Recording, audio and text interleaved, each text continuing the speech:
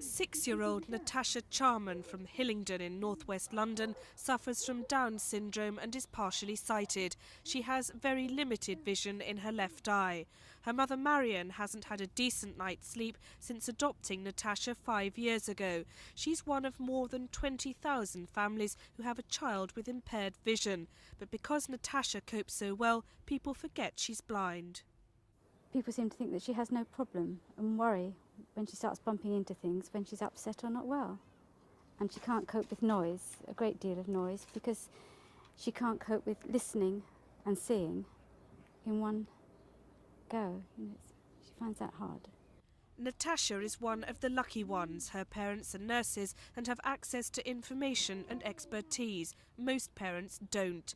In a report published today, the RNIB says 9 out of 10 of families with blind and partially sighted children aren't getting the help and advice they need.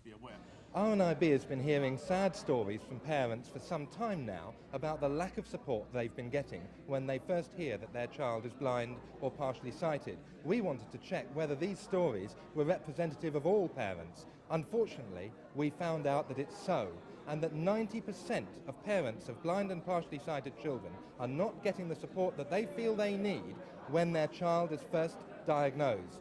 The report's author, in an emotional speech, called for rapid action to remedy the neglect of visually impaired children. We're talking about a very low incidence impairment, and I would have thought it was not beyond the wit of man and of the Department of Education and Science to have had a good grip upon the numbers.